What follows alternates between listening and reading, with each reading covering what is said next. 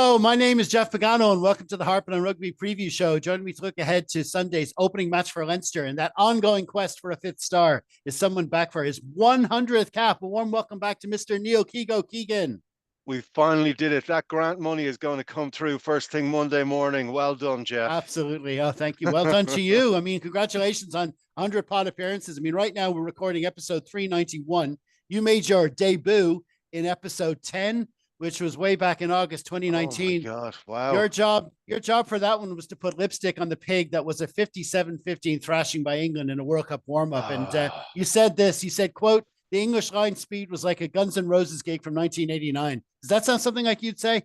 I peaked too soon with the good comments. I've been using that one ever since. Yeah. There you go. And when I say debut, we can't ignore the 140 written articles you'd posted to the website even before that. So you're a true Harpin legend, man. Thanks very much for everything. Oh, listen, thanks for letting me talk and write. The internet is forever. And unfortunately, all of these opinions will live on where people can laugh at me for a long time. But no, I'm sure the Munster and Welsh fans appreciate your contributions all the more as well. Oh, don't worry, we'll be talking about one of those people in a few minutes. Okay, so listen, let's crack on and talk about our feature match of the week, which is of course Bristol Bears v Leinster in round one of the 24-25 Investec Champions Cup. The game is taking place at Ashton Gate on Sunday, December the 8th, kicking off at 5:30 p.m. TV coverage is now for the Champions Cup is now on Premier Sports 1. It's not on TNT anymore, so there might not be no more Austin Healy, which is always a good thing. Leinster named their matchday squad at lunchtime on Friday. If you're watching on YouTube, it should be right there on the screen. Or for pod listeners, it's in the program notes. Now, Keego has picked up some points about the Leinster team, starting with some guy starting at, he's on the bench at number 23. He was water boy last week. I'm sure he's going to be receptionist down at UCD for Leinster next week. I'm not even sure what his name. What's his name again? I don't know. I think he's a man of many hats, and I think we're going to be getting value for every single cent we're spending. He's going to be the chef for the Christmas party at Leinster, and he's also going to be parking cars at different points in the when we're back in the Aviva. So that's what get our money's worth, you know. We're getting him working, but it's going to be great. I think it's funny because we announced Geordie, and then okay, brilliant, everyone got excited. Then there was rumors of an injury, and then there was all this sort of stuff, and then we start seeing the interviews last week. And it's really, really exciting stuff. They're running the marketing well, and like we're going straight from Ireland back into the blue jersey. No rest. We just get going, and what a game for him to jump in. Like he will get time, and we'll talk about the bench in a minute. But it's like, this is the world-class player. There's a couple of things that we're changing this year over the last few years, and I know we say it every year, but we actually mean it this year. Like when you look at the players that have come in. They've got experience. They've got more medals than they've had hot dinners. There's something that they're going to bring, similar to Brad Thorne back in the day, similar to Rocky Elson back in the day, similar to Fardy as well. Very different, but Fardy brought a steal in there in the middle as well. This is all part of a bigger picture, and just to see Barrett get in there, get a blue jersey on. I assume it's the blue jersey or is it the light blue jersey on? And just to get him moving, I think is going to be great for the team. And it pushes everyone because much like Frawley, much like a few of the other players, Osborne, he can play everywhere. He can do everything. So he's going to be looking at nearly every single jersey going, keep your eyes on me, lads, because I've got tricks here you haven't seen. And that's going to push everyone forward. So it's going to be exciting. Absolutely. Yeah, Brad Thorne is a good comparison because I mean he came for 3 months back in 2012, and a lot of people said at the time, well, do we really need him that year? We kind of walked, but the question is, it wasn't just what he does on the pitch, and I think that's the key. I mean, we joked about the water boy thing, but that illustrates. I mean, having someone like that. Like water boys don't just come on and give you water. They come on and give you a bit of experience. They tell you something they've seen in the game. Johnny Sexton's done it himself. Yep. In his day, and just having him in the dressing room, having him in the squad, having him in the training is going to bring up all the other players as well. Now, there was rumors circulating about during the week. Hugo Keenan wasn't in the injury report, that he wasn't available, but it came up that he did have a knock, wasn't going to be able to play. But of course, we got Kieran Frawley, who's able to step in at 15, and which means Barrett can come off the bench, and no better man to have. No better man to have coming on, and hopefully we won't be needing him at that stage, but we'll just have to wait and see. But your second point is about the bench as a whole. Yeah, and I was saying to you just before we started, because it's been a fast week of Mondays. I thought I dreamt this up at some point on Thursday, while working hard, of course, just in case the boss is listening. And I looked at the bench and I was like, what the hell? We're going to talk about the front row as well, which I love too. But you look at the form of the guys, like Gus off the bench. I think Leo and the lads are saying, just calm down a bit there, Gus. We're going to make you hungry again. You've had a Mhm. great few weeks. We're going to unleash you on the Bears in a few minutes. Just relax. Well, they haven't fed him for a week. All this sort of, and obviously Snyman coming in, Doris there, like, and then obviously the Barrett there too. Ross Byrne is going to be hungry again to start, really putting markers down again. He's almost becoming the forgotten man, which is insane. And like it's just brilliant. And then you've got Clarkson in there in the middle with, relative Leinster home players, relatively low number of caps. But like he's in there mixing with these guys. They're all going to come on. I'm hoping they come on early. We're talking 50 minutes ish. Get a lot of time in the boots. And I think Gus coming back from the November he's had is going to add something else to Leinster again, aside from competition in the position. He's a boss. He's he's almost the final boss now with the form he's in. And I think that's another thing that's going to be pushing players. You've got Barrett pushing players. You've got Gus pushing players, Snyman in there pushing players, literally and figuratively around the place. Like everyone, as nice as everyone is, and respectful and all that, the competition for places is frightening. It's a fire pit in there right now. And these guys are gagging to come on. Even though Porter, as we say, is more minutes than a Rolex factory, that's another one for podcast 200. But like, even though all those minutes are there, he's still operating at a high level. So like, the pressure on every single position is amazing, and this bench is a great example of it. Definitely. We like when we wrapped the Ulster, the win over Ulster at Belfast last week. The one concern we had was Slimani Yeah, starting. He held down the front row really well, no doubt about that. And Ulster had a lot of issues in the scrum, mostly thanks to him. But he did ship a lot of penalties and open play. Maybe getting around the pitch wasn't maybe what it would be. You'd wonder, is he good for starting? So obviously starting here, you might have concerns. Ronan Kelleher, there were some lineout issues for the Ireland team over the week and stuff. So, if you're looking for somewhere we might have concerns with this game, it might be in our starting front row. But you look at that front row yeah, that's coming on later in the game. You had Gus McCarthy and Tom Clarkson. We know Porter, but McCarthy and Clarkson had amazing Novembers themselves that they wouldn't have dreamed of yeah. even about 3 or 4 months ago. So that's a real quality to come on. Never mind the rest of the bench. I mean, Clayton Torres, Archie Snyman, haven't even mentioned him yet. Coming on, it's an incredible bench indeed. And just to go on about that front row Yeah. yourself. No, absolutely, and it's spot on. Like, it's not a skill issue; it's a between the ears issue with line out throws and things like that. And Yeah, Slimani as well. He's just a different player. Like, and when obviously big unit, good scrum operator, very different around the pitch to anybody else playing in that front row. And it's going to take time. Similar, any player who comes in who plays a different game, it takes time for them to settle. We've seen it with all the way back. Teo took a while. Everyone took a while.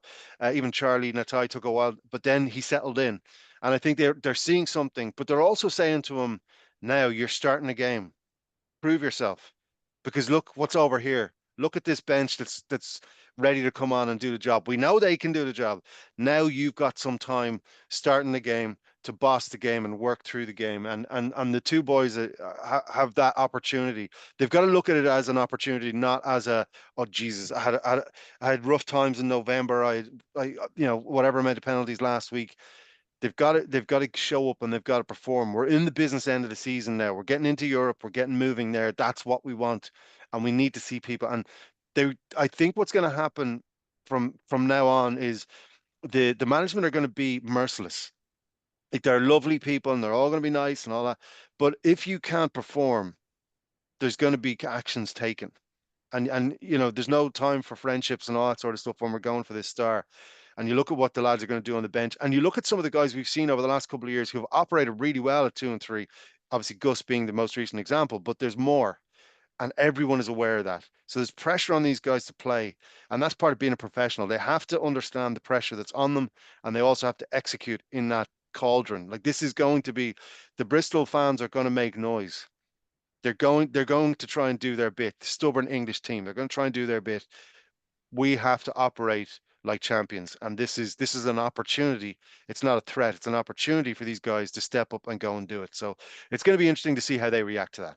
Definitely. I mean, it's an interesting 23. I mean, it's unusual to have to start the Champions Cup cold a week after a test match. Yeah. That probably never happened. So there you can see in the team why the likes of Porter and who played like somehow played 1,000 minutes in November, and a lot of these players who were heavily involved.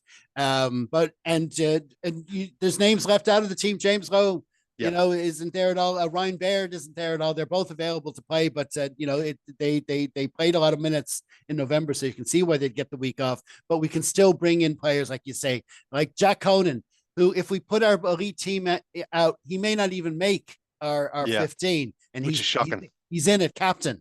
So no problems there. And then you got Jimmy O'Brien and Larmer, both of whom were amazing in Belfast just a week ago. They come on and they're on the wings, and then Ringrose and Henshaw. It's it. And then we haven't even said Sam. Sam Yeah. was like, we see his name there at number 10. Don't even blink now. Just all of a sudden he's our go-to guy to start, and this is the way we'd hope. We'd have Gibson Park and Prendergast with their creativity and their tempo. The idea is they set it up, and we have said we've had reservations about the likes of Ross Byrne and Luke McGrath, but at 21 and 22, they're just the people you want to come on if you've got some kind of a lead and you want to bring it home at the end. So it's a nice mix of a 23, even with the changes, So Can I just throw one more thing in? So just talking about Larmer and the response that we want. When you look at the things that have happened to him over the last 2 years, he's shown up in shape, ready to rock and roll, playing stubborn, showing off, doing the dirty work. Like he is the example of what we need from this front row. Obviously, different position, but he is what we need. He's showing that okay, times are going to get tough. You can have a bad run of form, injuries, whatever it is, but it's all between the ears. It's not about talent. It's about between the ears, and he's showing it now. And that's, I think, just to shout that out, that's saluted beyond measure. Absolutely, absolutely. Okay, so now it's time to have a quick look at the Bristol Bears. They currently sit second on the Premiership table, level with Bath at the top on 29 points from 7 matches after just missing out on the top 4 last season. Leinster fans don't need reminding about Pat Lamb's spell at Connacht, head coach, but he has been at Bristol since 2017, and he led them to a Challenge Cup triumph in 2020. What do you make of their lineup, Keego? Yes, I keep talking about front rows today. I think again, once again, they're going to fancy the shot. I think they've got Genge up there. Genge and Taka are going to really fancy it. They're going to be filthy. It's going to be a nightmare to play against them. And I think they're going to fancy it. And their 9 and 10 are pretty good as well. But like, it's the Premiership. And look, with all due respect to our English brothers and sisters, like there's no comparison. It's not what it was way back in the day when Leicester were dominating and other teams like that were dominating. It's trying to figure out what it is. And it's, they're busy trying to drag everyone into a different league. I think, Bristol are at home. They're going to have a vocal support. They're going to have a strong front row, a good 9 and 10. They know where they want to put pressure on that Leinster team. Like they're very smart all the way through that team. They know where they want to push. And we know where they want to push. So it's up to them to execute, and it's up to them to not be naive about what we're trying to do.